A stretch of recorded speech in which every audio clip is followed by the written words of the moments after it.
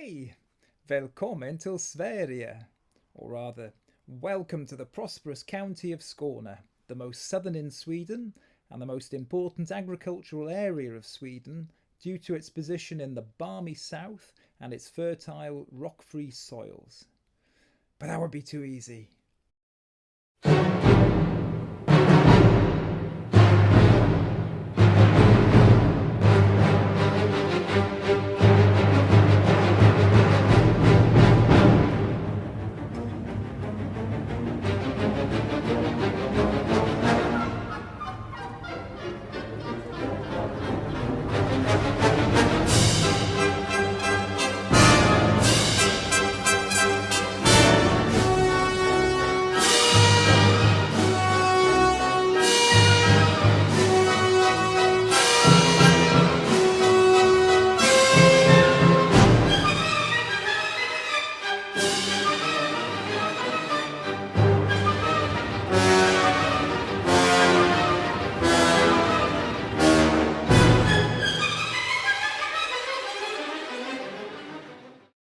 This is a project with my Swedish friend Claes to establish a small nursery, a plantskola, and market garden with the goal of growing ornamental plants and vegetables and eventually having bees for honey, both for home use and sale locally.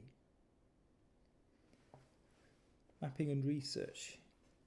The project site is situated in an area of swamp, as can be clearly seen from the contour lines on the map. It's one of the few surviving peat bogs and swamps of Skåne due to historical draining to provide more agricultural land. As such, any development requires sensitivity and not significantly affecting this important ecosystem for wildlife and plants, which is a key factor in the earth care permaculture ethic. The nearby lake of Idingesjön is at 43 metres above sea level. The project area is just 1 metre above this, whilst the house is situated on what was probably once a small island at 46 metres. This assertion is supported by the differences between the soils in the project area, as discussed later. Aerial photographs from the 1960s and 1970s, compared to the most recent, show that the area to the west of the house was once likely an open meadow, as the house was originally a small holding. Willow trees and scrub together with birch trees have since grown over the area and is now an important habitat for deer and wild boar. Over many previous social visits and then specific ones to observe and survey the site after starting the course, the range of wildlife and plants has been recorded and behaviour or characteristics noted over the seasons. From this, a good appreciation of the character of the area was achieved, but that's still ongoing. This data will be looked back on as part of the review and tweaking process to look at the project's impact and if this needs addressing. A survey of the site was made and this rough map was sketched and the zones marked out to help picture how the area could look. Sun and wind sector diagrams gave useful information on sunlight and wind protection over the zones. Analysis and design.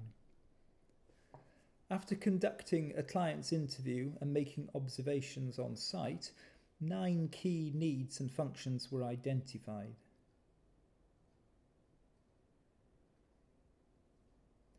From these, I compiled a list of what I thought the intrinsic elements and outputs were for each of them. I then looked for those elements that were in 2 or more of the functions and took 5 of them: raised beds, the pond, the polytunnel, companion planting and the compost area as the most relevant. Of the 5, only the polytunnel has a high ecological impact as it was sourced from the UK, shipped to Sweden and has a large plastic covering. But in mitigation, the plastic is said to last for 7 or more years and the frame should last a lifetime or more and be repairable. Similarly, it was the highest financial startup cost but less than a greenhouse that would be totally inappropriate for the delicate ecological site. The 5 were then mapped on paper as a way of thinking about the many connections between them. From this, it was possible to start to build guilds in a basic form. As an example, the guild for the polytunnel and raised beds included companion planting, compost bins, pond and bees. Some examples of companion plants are shown, but this is still being worked out at this early stage. In approaching the design for the project itself, the guilds were used to help plan how each element interact for their placement. The polytunnel is the main structure within the project, but its position had already been decided before the course was started and some ground preparation made. An east-west position near the northern boundary was chosen to gain maximal benefit from the sun, especially early and late in the season. A small growing area was included behind it to benefit from the shade, increased humidity and wind protection to grow nursery plants that require those conditions, such as ferns and hostas. On reflection, the information on sun direction and prevailing winds that was obtained as part of the coursework supports this east-west alignment decision and also sits well within the map design blocks and initial guild formation. The project area was doubled from the original expectation due to a better appreciation of the site once the polytunnel was up. A larger area in full sun is now available for growing on raised beds and will likely be used incrementally over the coming years.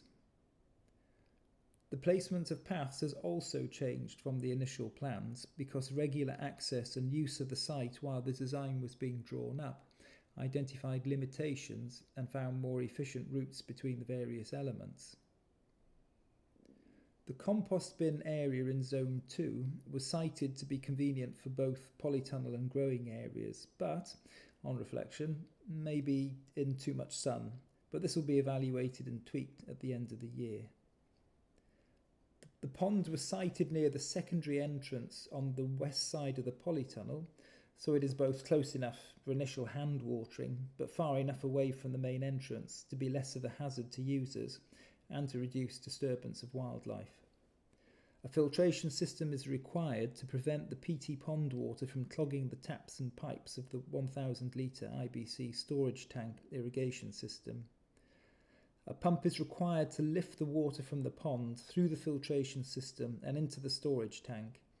And this is an ongoing project with several methods being evaluated for cost and practicality. The site is surrounded by dense vegetation on three sides, with the mature main garden on the other. Willow and hazel coppicing is to be sited in Zone 3, near the border of Zone 2, where less bushes and trees are growing, to provide further wind protection without significantly shading the growing area. Useful fertiliser plants such as borage can be grown underneath them. Small trees from zones 2 to 4 were felled to use as fence posts, whilst their branches were chipped in a chipping machine to use as path material and mixed with green waste from the site to begin compost making. At present, there are 4 1 cubic metre bins with another 3 planned. I had some concerns about the pH of the organic soil, which is between 5.5 and 6. At low pH, usually below 5, plants may struggle to take up some nutrients such as phosphorus, and that's really important for flowers and fruit. Another concern was the high water table that persisted into the year, such that upward curling of tomato plant leaves had occurred, and suggests we need higher raised beds in the polytunnel. The problem with phosphorus uptake will become clear if tomato blossom end rot occurs. Tweaking here has started with the addition of dry wood ash to lower the pH and provide a source of phosphorus to the compost of half of the raised tomato beds, but it's too early to report an outcome. As of June 2021, only the polytunnel and edge areas have been used for growing. The soil is heavily infiltrated with large, vigorous plants that are well established and able to overwhelm the simple no-dig method of cardboard and compost on top. As this is a long-term project, about a quarter of the growing area will be covered with an opaque covering for 2 years. Other small areas will be dug, as able, to remove pernicious roots. This has already occurred in the edge area. The remaining open ground will be regularly levelled and mowed to slow plant vigour and hopefully enable no-dig methods to eventually be employed.